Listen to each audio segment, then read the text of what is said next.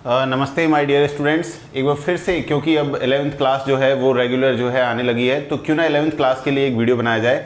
Starting में introduction chapter जो है हम ऑलरेडी डिस्कस कर चुके हैं, तो आज हम इकोनॉमिक्स का जो माइक्रो इकोनॉमिक्स का है वो सेकंड चैप्टर जो है वो आपके सामने डिस्कस करेंगे और इसके जो मेन की फीचर्स हैं उनके बारे में बात करेंगे और आखिरकार क्या क्या प्रॉब्लम्स होती हैं और किस तरीके से उनका सॉल्यूशन निकालना है, प्रोडक्शन पॉसिबिलिटी कर्व क्या होता है, इसके फीचर्स क्या होते हैं और इन सब चीज़ों पे बात करेंगे और लास्ट में आपको बताएंगे कि अपॉर्चुनिटी कॉस्ट क्या होती है। तो ये अपना सेकंड चैप्टर जो है वो कंप्लीट होगा और ये बेस है माइक्रो इकोनॉमिक्स का। जब आप इसके बाद में इंडिफरेंस कर्व पढ़ेंगे यूटिलिटी एनालिसिस के वाले चैप्टर में, और उसके बाद आप जब डिमांड एनालिसिस पढ़ेंगे, इलास्टिसिटी पढ़ेंगे, आफ्टर दैट आप जो है प्रोडक्शन फंक्शन पढ़ेंगे, आफ्टर दिस कॉस्ट वाला चैप्टर। तो सारे के सारे जो चैप्टर्स हैं वो हमारे एक दूसरे से इंटर रिलेटेड है।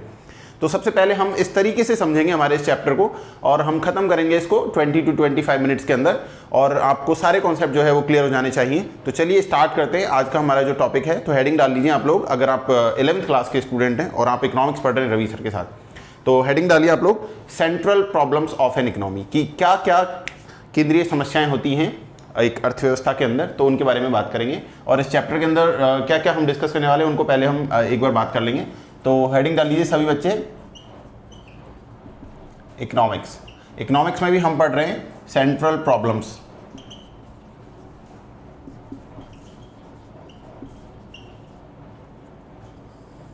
ठीक है ना। सेंट्रल प्रॉब्लम्स में भी सबसे पहले हम बात करते हैं, स्टार्टिंग जब इस चैप्टर की करते हैं, कि आखिरकार जो इकोनॉमिक प्रॉब्लम है ये क्या है, ये आर्थिक जो समस्याएं हैं ये आती कैसे हैं, है क्या, इसका मीनिंग क्या है, सबसे पहले इस पे बात करते हैं। तो पहला हेडिंग डालिए सब लोग, इकोनॉमिक प्रॉब्लम क्या है ये और क्यों अराइज होती हैं। ठीक है, तो सबसे पहला जो इकोनॉमिक प्रॉब्लम का जो मेजर इशू है वो ये है, आप सबने देखो पहले पढ़ चुके हैं आप लोग, कि जो हमारे पास रिसोर्सेज हैं, रिसोर्सेज कैसे होते हैं, स्कार्स होते हैं। स्कार्स का मतलब होता है जब वांट्स के कंपैरिजन में रिसोर्सेज की अवेलेबिलिटी जो है वो कम है या लिमिटेड है, तो आप उस कंडीशन में कह सकते हैं कि हमारे पास स्कार्सिटी की कंडीशन जो है वो है, यानी कि कमी होना किसी चीज़ की। ठीक है, तो रिसोर्स स्कार्स हैं और क्योंकि आपकी जो वांट्स हैं, आपकी जो इच्छाएं हैं वो कैसी हैं, वो अनलिमिटेड हैं। अनलिमिटेड हैं भाई, मेरे को कार भी चाहिए, घर भी चाहिए, खाना भी चाहिए, अच्छे कपड़े भी चाहिए, सब कुछ चाहिए मेरे को, एवरीबॉडी एवरीथिंग आई वांट्स ना। तो आपकी इच्छाएं बहुत ज़्यादा हैं, लेकिन क्या आपके पास उनको अर्न करने के लिए, उनको एक रिसीव करने के लिए क्या आपके पास रिसोर्सेज हैं? Do you have money, do you have something else, क्या आपके पास बाकी सारी चीज़ें हैं? अगर नहीं है, अगर सबके पास होती तो सब मर्सिडीज में नहीं घूमते क्या? घूमते। तो क्योंकि वांट्स अनलिमिटेड हैं, रिसोर्सेज हमारे स्कार्स हैं, और अब क्योंकि जो रिसोर्स हैं इनके आप जानते हैं यूज कैसा होता है, इनके अल्टरनेटिव यूज होते हैं। अल्टरनेटिव यूज का मतलब समझते हैं? अल्टरनेटिव यूज का मतलब होता है जैसे मिल्क होता है, दूध क्या होता है, दूध, दूध से देखो आप दही बना सकते हैं, ठीक है, मावा बना सकते हैं, बर्फी बना सकते हैं, चाय बना सकते हैं, कॉफी बना सकते हैं। दूध को डिफरेंट टाइप से आप यूज कर सकते हैं, डायरेक्ट भी पी सकते हैं, कई बच्चे पीते हैं शाम को कॉम्प्लान मिला करके, पीते हैं कि नहीं पीते हैं, गुड। तो क्योंकि इनके अल्टरनेटिव यूज होते हैं, ये स्कार्स होते हैं, वांट्स अनलिमिटेड होती हैं। अब इनके बीच में एक प्रॉब्लम आ जाती है, क्योंकि स्कार्सिटी यानी कमी, रिसोर्सेज कम है, तो हमें चूज करना पड़ेगा। चूज करेंगे तो प्रॉब्लम ऑफ चॉइस, तो प्रॉब्लम ऑफ चॉइस जो है इसकी वजह से इकोनॉमिक प्रॉब्लम अराइज होती है। तो आप यहां पर मेन जो है इसको नोट करेंगे कि problem of choice, problem of choice, जो ये चयन की समस्या है ना बच्चों, किसकी समस्या? चयन की समस्या, किसी चीज को चूज करने की। कि जैसे मार्केट में मान लो कि दो बच्चे थे, ए और बी, दोनों को 10-10 रुपए देकर के मैंने मार्केट में भेजा। एक ने वापस आके कहा सर मैंने 10 रुपए की कोल्ड ड्रिंक्स पी ली, और दूसरा आके कह रहा है सर मैंने 10 रुपए से 2 रुपए का शार्पनर खरीदा, 2 रुपए का पेन खरीदा, 2 रुपए की चॉकलेट खरीदी, 2 रुपए का ये, यानी कि सबकी प्रायोरिटीज अलग अलग है। किसी को किस चीज़ में जो है यूटिलिटी मिलती है, किसी को किस चीज़ से खुशी मिलती है, किस चीज़ से उपयोगिता मिलती है, तो ये सारी चीज़ें आपको ध्यान रखनी है, सबकी चॉइसेस अलग अलग हैं। तो उस हिसाब से हमें यहाँ पर ये जो प्रॉब्लम ऑफ चॉइस है, इसी की बदौलत ये इकोनॉमिक प्रॉब्लम्स जो है वो अराइज होती हैं। तो इनके मेन रीजन क्या क्या हो सकते हैं, जैसे वांट्स का अनलिमिटेड होना, रिसोर्सेज का स्कार्स होना और अल्टरनेटिव यूजेस का होना, जिसकी वजह से ये इकोनॉमिक प्रॉब्लम्स जो हैं इकोनॉमी के अंदर ये देखने को मिलती हैं। अब हम नेक्स्ट जब बात करेंगे कि आखिरकार ये जो सेंट्रल प्रॉब्लम्स होती हैं इकोनॉमी के अंदर, ये कौन कौन सी होती हैं। तो आइए इनको समझते हैं थोड़ा जल्दी। इसको मैं रफ कर देता हूँ, लिख लिया, नोट कर लिया आपने, वेरी गुड, अच्छे बच्चे मेरे ना, फटाफट कर लेते हैं। अब हम पढ़ेंगे कि सेंट्रल प्रॉब्लम्स जो है वो कितने टाइप्स की होती हैं और कौन कौन सी होती हैं, और आखिरकार इनका सॉल्यूशन क्या होता है, ये क्यों होती हैं, किस किस से रिलेटेड होती है, कौन सी प्रॉब्लम, ये सब अभी हम बात करेंगे आपके सामने। तो चलिए स्टार्ट करते हैं। सभी बच्चे नोट करें, ये जो सेंट्रल प्रॉब्लम्स होती हैं ये 3 टाइप्स की होती हैं। पहले नंबर पर लिखें व्हाट टू प्रोड्यूस, ये पहले नंबर का सेंट्रल प्रॉब्लम है। फिर सेकंड नंबर पे लिखिए हाउ टू प्रोड्यूस,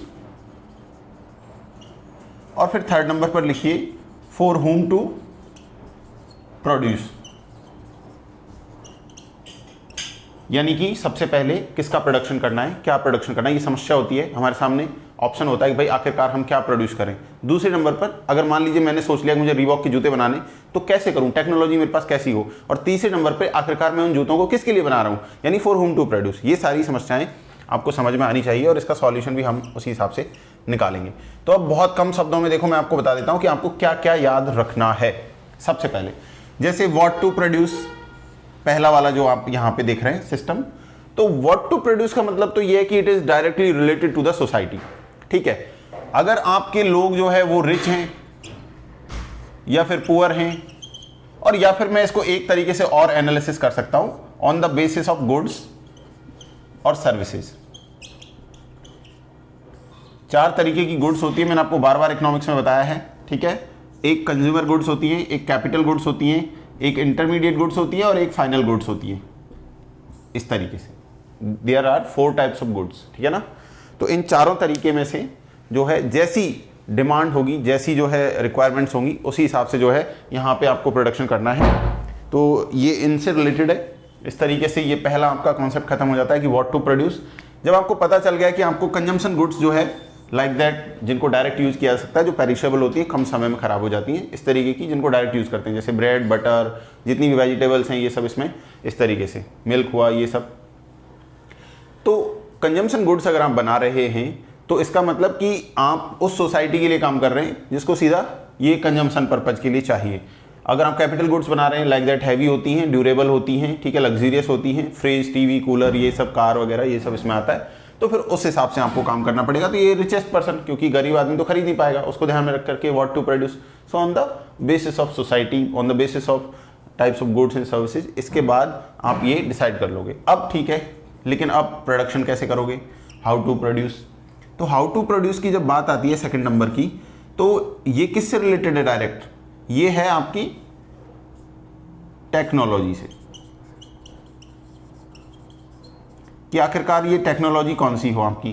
टेक्नोलॉजी 2 तरीके की हो सकती है आपकी, एक लेबर ओरिएंटेड हो सकती है, लेबर इंटेंसिव हो सकती है, और दूसरी कैपिटल इंटेंसिव हो सकती है। ठीक है, लेबर इंटेंसिव का मतलब यह है कि जहां पर श्रम ज़्यादा काम कर रहा है, यानी श्रमिक ज़्यादा काम कर रहे हैं, हमारे पास कैपिटल पूंजी कम है, पैसा कम है। ठीक है, जबकि जो डेवलप्ड कंट्रीज होते हैं वो कैपिटल इंटेंसिव टेक्नोलॉजी को अपनाते हैं, मशीनरीज ज़्यादा काम करती हैं, लेबर नहीं होता उनके पास में। ठीक है, तो ये आपकी second problem. For whom to produce again, for whom to produce again, इसका मतलब इसमें भी वही रिच, पुअर, जो सेक्शन होते हैं सोसाइटी के, किसके लिए आप प्रोडक्शन कर रहे हो। तो नो डाउट बहुत सिंपल सी बात है। जैसे मैं आपको एक बात बताऊं, वैशाली नगर में बहुत सारे शोरूम है जयपुर में, क्यों, क्योंकि वैशाली नगर पॉश इलाका है, वहाँ उस तरीके के लोग रहते हैं, तो उसी हिसाब से वहाँ पर अवेलेबिलिटी दी जाएगी। झालाना की कच्ची बस्ती है, वहाँ पे शोरूम क्यों नहीं है, क्योंकि वहाँ पे उस तरीके की डिमांड नहीं है, वो सोसाइटी का सेक्शन वहाँ पे रहता ही नहीं है, तो उनको ज़रूरत नहीं है। तो इसी हिसाब से देख करके फॉर whom टू प्रोड्यूस, यानी किन के लिए आखिरकार आप वो दुकान वहाँ पे ओपन कर रहे हो, किन के लिए वो प्रोडक्शन कर रहे हो आप। तो ये सारी चीज़ें जो है आपको बहुत कॉमन से एग्जाम्पल के साथ में समझना जरूरी है।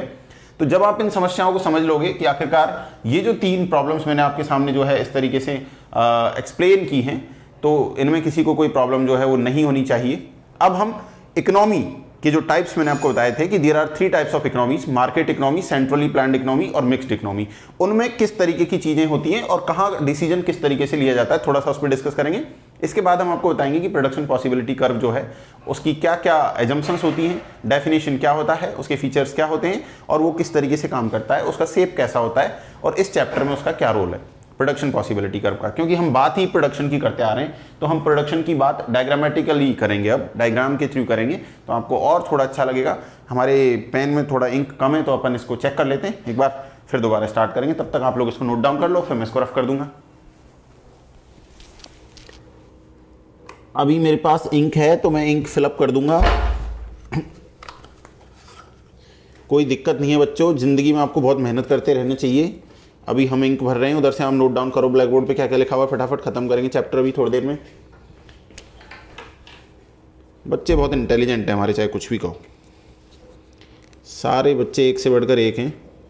अभी तुरंत समझ में आएगा आपको, देखो बहुत मज़ा आने वाला है आपको पढ़ने में आगे रवि सर के साथ में। और ये सब मेरे को अच्छा लगता है बच्चों, इंटरेस्ट के लिए मेरे को पढ़ाना अच्छा लगता है, इसलिए मैं घर पे भी कुछ ना कुछ करता रहता हूँ आप लोगों के लिए।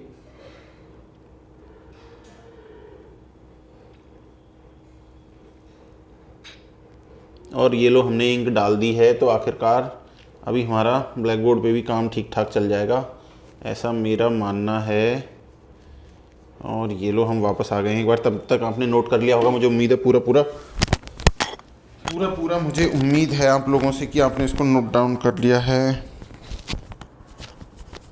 चलो देखो फिर से कैमरे के सामने आ गए हम, रफ कर दें, चलो रफ कर देते हैं। चलो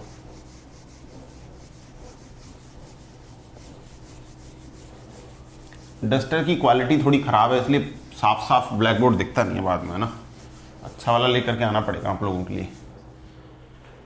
चलिए अब स्टार्ट करते हैं हम यहाँ पर आपको नेक्स्ट टॉपिक कि मार्केट में या फिर ये कहें कि इकोनॉमी के जो टाइप्स हैं उनके साथ में कैसे मैनेज करना है ना इन प्रॉब्लम्स को। तो सबसे पहले नंबर पे आप सारे बच्चे लिख देंगे, पहले नंबर पे मार्केट इकोनॉमी। कौन सा इकोनॉमी? Market economy. नंबर 2 पर सभी बच्चे लिखेंगे सेंट्रल प्लान्ड इकोनॉमी। और नंबर 3 पर सभी बच्चे लिख देंगे मिक्स्ड इकोनॉमी। देखिए ये जो मार्केट इकोनॉमी होती है ना, इसमें आपको ये समझना होता है कि इसमें व्हाट टू प्रोड्यूस है, how to produce, for whom to produce, ये जो तीनों चीजें हैं ना, इनका डिसीजन कौन लेता है? तो मार्केट फोर्सेज लेती है। मैंने आपको बता रखा है मार्केट फोर्सेज कौन कौन सी होती हैं, डिमांड और सप्लाई होती है। क्लियर? क्या हुआ? ये हमारी मैडम आ गई हैं वीडियो के बीच में, पूजा मैडम, तो थोड़ा डिस्टर्बेंस हो गया, कोई दिक्कत नहीं है। मार्केट इकोनॉमी जो है इसके अंदर व्हाट, हाउ और हुम, इनके डिसीजन कौन लेगा? तो मार्केट फोर्सेस। मार्केट फोर्सेस कौन कौन सी होती है? डिमांड और सप्लाई। और इस इकोनॉमी का जो मेन मोटिव होता है वो होता है प्रॉफिट मैक्सिमाइजेशन। प्रॉफिट मैक्सिमाइजेशन, समझ गए आप? तो ध्यान रखेंगे डिसीजन कौन ले रहा है, मोटिव क्या है, ठीक है? तो पहला क्लियर हो गया। सेकंड पे चलते हैं। यहां पर जो डिसीजन लेंगे वो डिसीजन लेने के लिए गवर्नमेंट जो होगी इसने अथॉरिटीज बनाई होंगी, और वो अथॉरिटी जो है वो डिसीजन लेंगी और उनका जो मोटिव रहेगा वो सोशल वेलफेयर रहेगा, सामाजिक कल्याण को ध्यान में रख करके ही डिसीजन लिए जाएंगे सेकंड नंबर वाली इकोनॉमी में, सेंट्रली प्लान्ड इकोनॉमी के अंदर। मिक्स्ड इकोनॉमी के अंदर क्या किया जाएगा कि यहां पर मार्केट फोर्सेस को भी ध्यान में रखा जाएगा और गवर्नमेंट की जो अथॉरिटीज हैं उनको भी ध्यान में रखा जाएगा, यानी कि यहां पर प्रॉफिट मैक्सिमाइजेशन के साथ साथ सोशल वेलफेयर की जो स्कीम्स हैं दोनों को ध्यान में रखा जाएगा, और जो डीमेरिट्स हैं दोनों पोर्शंस की उनको हटा दिया जाएगा और मेरिट्स को चूज कर लिया जाएगा। इस तरीके से आपकी मिक्स्ड इकोनॉमी में ये डिसीजंस जो हैं किसके, व्हाट, हाउ एंड हुम, ये डिसीजंस लिए जाएंगे। तो मुझे नहीं लगता कि अब आपके सामने कोई समस्या है कि कितने तरीके की इकोनॉमीज होती हैं, किसका मोटिव क्या होता है, किसकी प्रायोरिटी में क्या रहता है, किसमें डिसीजन कौन लेता है, ये सारी चीज आपको समझ में आ गई होगी, जो कि मैंने बहुत कम शब्दों में आपको बता दी है। चलिए नेक्स्ट स्टार्ट करते हैं। अब इसमें यहां तक ये खत्म कर चुके हैं हम लोग प्रोडक्शन पॉसिबिलिटी कर्व। बहुत इंटरेस्टिंग सा टॉपिक है, डायग्राम के थ्रू आपको समझाएंगे और अभी पूरा चैप्टर खत्म करेंगे फटाफट, और आज के बाद आप कभी इसको भूलेंगे नहीं, ठीक है ना? तो मैं हेडिंग चेंज कर देता हूं इस बार, क्योंकि सेंट्रल प्रॉब्लम्स का मुद्दा हम पीपीसी की हेल्प से करने वाले हैं सॉल्व, तो इसलिए हमने नया हेडिंग खोल दिया है प्रोडक्शन पॉसिबिलिटी कर्व। इसको शॉर्ट में आप लिखेंगे पीपीसी, कई जगह पर इसको प्रोडक्शन पॉसिबिलिटी फ्रंटायर भी लिखा जाता है, ठीक है। कई जगह पर इसको ट्रांसफॉर्मेशन कर्व भी बोलते हैं, ट्रांसफॉर्मेशन कर्व, ध्यान रखेंगे, तो इसको ट्रांसफॉर्मेशन कर्व भी बोलेंगे। कई जगह पर ट्रांसफॉर्मेशन बाउंड्री भी बोलते हैं इसको, है ना। तो काफी सारे नेम मैंने आपको इसके बता दिए हैं। अब ये होता क्या है, इसको समझे कैसे, डेफिनेशन को रटना नहीं है, कॉन्सेप्ट को क्लियर कैसे करना है, जैसे IIT JEE के बच्चे करते हैं वैसे ही हम भी कॉन्सेप्ट को क्लियर करके चलेंगे। देखो सबसे पहले स्केल लेंगे आप और स्केल से एक डायग्राम बनाएंगे कुछ इस तरीके का। यहां पर ये जो हॉरिजेंटल लाइन है इसको x बोलेंगे, ये y है वर्टिकल लाइन, ये ऑरिजिन स्पॉट है इसका, क्लियर, इसमें कोई प्रॉब्लम नहीं। दिस इज योर कर्व, इस तरीके का, इस पे आप कोई भी नेम लिख देंगे, जैसे मान लो मैंने लिख दिया नेम A और B, यहाँ पे मैंने लिख दिया गुड 1 और यहाँ पर मैंने लिख दिया गुड 2। केवल हम 2 ही गुड की बात कर रहे हैं, यानी हमारे पास 2 वस्तुएं हैं, एक 1 है, एक 2 है, ये कुछ भी हो सकता है, वीट राइस ले लो दोनों तरफ, एप्पल ले लो, बनाना ले लो, कुछ भी ले लो। और ये बाउंड्री जो आप देख रहे हैं इस तरीके की, ये जो लाइन मैंने डाली हुई है, ये ऑरिजिन स्पॉट के, तो इसका सबसे पहले हम ध्यान रखेंगे कि स्लोप कैसा है। स्लोप एक तो डाउनवर्ड है और दूसरे नंबर पर कॉनकेव स्लोप है। ये 2 चीज ध्यान रखनी है, ठीक है, स्लोप डाउनवर्ड और कॉनकेव टू द ऑरिजिन, किधर, ऑरिजिन के कॉनकेव है। अब ये जो प्रोडक्शन पॉसिबिलिटी कर्व है, इसकी डेफिनेशन देखो कैसे बनाओगे आप, यहां पे लिख दो बच्चों। डेफिनेशन में एक ही चीज याद रखनी है, प्रोडक्शन पॉसिबिलिटी कर्व जैसा कि उसका नाम है, प्रोडक्शन की पॉसिबिलिटीज बताएगा, कितनी गुड्स की, 2 गुड्स की, क्योंकि कॉम्बिनेशन हमने 2 ही गुड्स के लिए हैं, ठीक है। तो ये पॉसिबिलिटीज कब बताएगा, जब आपके पास क्या क्या होना चाहिए, जब आपके पास रिसोर्सेज गिवन हो, टेक्नोलॉजी गिवन हो, तो दी हुई टेक्नोलॉजी और रिसोर्सेज के साथ में क्या क्या पॉसिबल कॉम्बिनेशंस हो सकते हैं 2 गुड्स के, ये कौन बताएगा, ये प्रोडक्शन पॉसिबिलिटी कर्व बताएगा। तो यही डेफिनेशन हो गया, इट्स क्लियर, ठीक है ना। तो पॉसिबल कॉम्बिनेशन को दिखाएगा।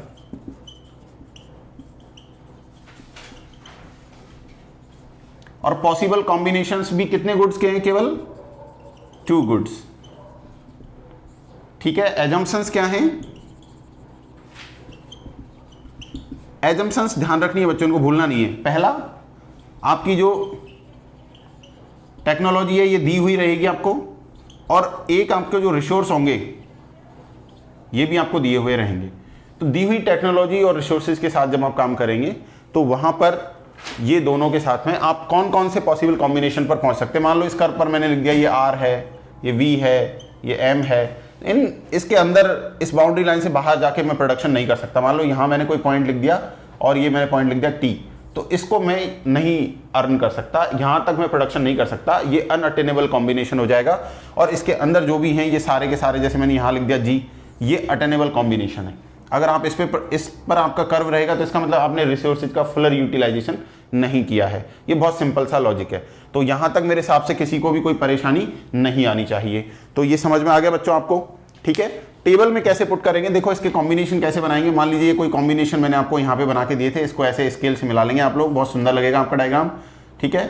मान लीजिए एक्स एक्सिस पे मैंने लिखा 1 2 3, और इधर की तरफ देखिए आप, जब इसका 0 हो जाता है, ये 0 वाला पार्ट है, ये 0 वाला है, तो इसका मैक्सिमम हो जाएगा।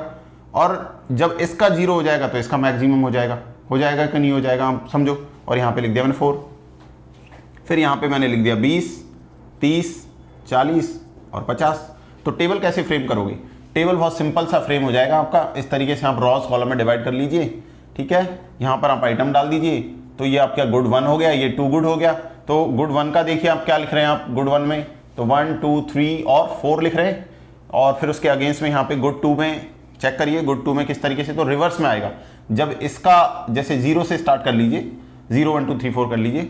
जब गुड 1 का 0 रहेगा तो इसका मैक्सिमम रहेगा, मैक्सिमम 50 है, तो 50 फिर 40 फिर 30 फिर 20 और इसके बाद में 0 पर आ गए आप। तो ये आपका टेबल तैयार हो गया, किसका, प्रोडक्शन पॉसिबिलिटी कर्व का। तो देखिए बच्चों, मेरा आपको एक ही सजेशन है, सजेशन मेरा सिर्फ इतना है कि आपको हेल्दी रहना है अपने सब्जेक्ट के बारे में, आपको टू द पॉइंट बात करनी है, फालतू की बातें ना तो एग्जाम में लिखनी है, ना ही आपको बुक्स में बहुत सारे पन्ने होते हैं, लेकिन 3 घंटे के दौरान जब आप एग्जाम लिख रहे होते हैं तो सारी बुक लिखने की जरूरत नहीं होती है, आपको सिर्फ पॉइंट टू पॉइंट बात करने की जरूरत होती है। तो एजम्पशंस ध्यान रखेंगे। अब फीचर्स क्या होते हैं प्रोडक्शन पॉसिबिलिटी कर्व के, उन पे बात कर लेते हैं। 2 ही मेन फीचर्स हैं जो मैंने आपको बताई दिए थे इसमें। स्लोप कैसा होता है, डाउनवर्ड होता है, और कॉनकेव होता है ऑरिजिन स्पॉट के। ये दोनों फीचर्स हैं, तो यहां घबराने की कोई जरूरत नहीं है। अब बात ये आती है कि आखिरकार प्रोडक्शन पॉसिबिलिटी कर्व जो है ये कब कब शिफ्ट कर सकता है, किस किस कंडीशन में ये शिफ्ट कर जाएगा और उसका क्या इंपैक्ट आएगा। जैसे अभी गवर्नमेंट ने स्कीम चला रखी है स्किल इंडिया, ठीक है, मेक इन इंडिया, इस तरीके से जैसे अभी ये 2.0 वाला चला है सैनिटेशन के लिए प्रोग्राम, तो इनके क्या इंपैक्ट्स होंगे प्रोडक्शन पॉसिबिलिटी कर्व पे, रिसोर्सेज पे। तो जहां तक जो स्कीम सरकार चला रही है उसके पॉजिटिव इंपैक्ट्स ही निकल के आते हैं रिसोर्सेज के लिए। रिसोर्सेज बढ़ते हैं, रिसोर्सेज बढ़ने के बाद क्या है कि प्रोडक्शन पॉसिबिलिटी कर्व आपका राइटवर्ड शिफ्ट हो जाएगा। तो फटाफट देखते हैं कि आखिरकार प्रोडक्शन पॉसिबिलिटी कर्व किस किस तरीके से बदल सकता है। चलिए इसको मैं एक तरफ यहीं रखता हूं और इधर की तरफ हम डायग्राम्स बनाएंगे जिससे आपको क्या हाँ कंपैरिजन करने का मौका जो है वो आपको मिल जाएगा फटाफट, ठीक है ना। तो सबसे पहले देखिए मैं आपको यहां पे बताता हूं, ये एक और डायग्राम बनाइए आप लोग अपनी कॉपी में। ये x है, ये o है, ये y है। This is our first production possibility curve जिसको मैंने नेम दिया AB, और यहां पर आप सब जान लीजिए गुड 1 है और ये आपकी गुड 2 है, ठीक है। अब मान लीजिए मेरे पास रिसोर्सेज की अवेलेबिलिटी जो है, क्योंकि एजम्पशंस ऑलरेडी गिवन होगा, अगर मैं कहता हूं कि मेरे पास दी हुई टेक्नोलॉजी जो है उसको अपग्रेड कर दिया गया है या रिसोर्सेज को बढ़ा दिया गया है, तो जब भी आप रिसोर्सेज को बढ़ाएंगे तो इस तरीके से आपका राइटवर्ड शिफ्ट हो जाएगा A1 B1, आपका जो प्रोडक्शन पॉसिबिलिटी कर्व है। अगर रिसोर्सेज को रिड्यूस करोगे तो आप इधर की तरफ आ जाओगे लेफ्टवर्ड, और ये आपका A2 और B2। क्लियर हो गया ना। तो मूवेबल होता है, बिल्कुल होता है, ठीक है। स्ट्रेट लाइन भी हो सकता है, PPC बिल्कुल हो सकता है।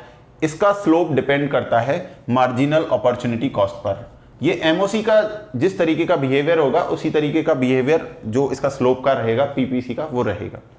अगर आपका मार्जिनल अपॉर्चुनिटी कॉस्ट जो है वो कांस्टेंट है, कांस्टेंट का मतलब 1 1 1 1 1 1, तो प्रोडक्शन पॉसिबिलिटी कर्व इस तरीके की एक स्ट्रेट लाइन होगा डाउनवर्ड स्लोप के साथ में। इसके बारे में भी आपसे बात करेंगे।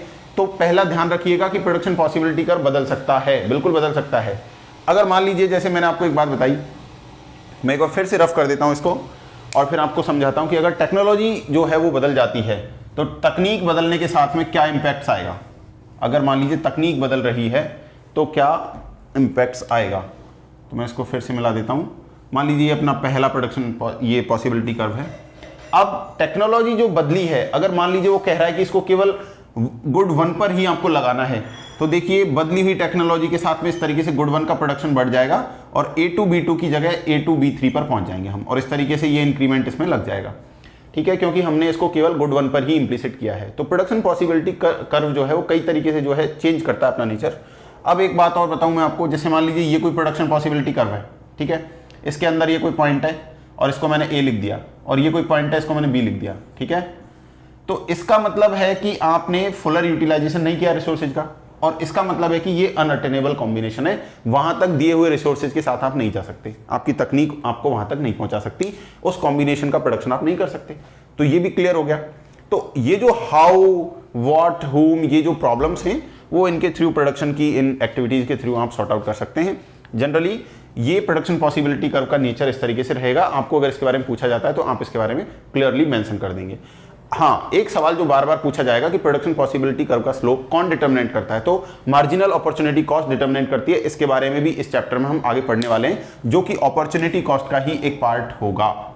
अपॉर्चुनिटी कॉस्ट का ही एक पार्ट होगा मार्जिनल अपॉर्चुनिटी कॉस्ट। इसको भी पढ़ेंगे, बहुत अच्छा कॉन्सेप्ट है, समझ में आ जाएगा आपके, कोई इसमें परेशानी आपको मेरे हिसाब से रहने वाली नहीं है, ठीक है। तो यहाँ तक किसी को कोई प्रॉब्लम हो तो बताएं, प्रोडक्शन पॉसिबिलिटी कर्व तक मेरे हिसाब से किसी को कोई प्रॉब्लम नहीं है। एक एक करके बनाइएगा डायग्राम्स को, सब में अलग अलग करके बनाइएगा, तो मेरे हिसाब से कोई दिक्कत आपको आनी नहीं चाहिए, ठीक है। हाँ जी बिल्कुल। तो कल का जो वीडियो होगा हमारा, कल की जो क्लास रहेगी वो अपॉर्चुनिटी कॉस्ट के रिगार्डिंग रहेगी, किस तरीके से उसका फॉर्मूला होता है, टेबल कैसे फ्रेम करते हैं और उसका क्या रोल होता है प्रोडक्शन पॉसिबिलिटी कर्व के स्लोप में, ये कल के उस चैप्टर में हम आपको बता देंगे। आज के लिए सिर्फ इतना ही, तो कल के लिए आप तैयार होकर के आइएगा क्लास में, ठीक है। तो तब तक के लिए have a good day, bye bye.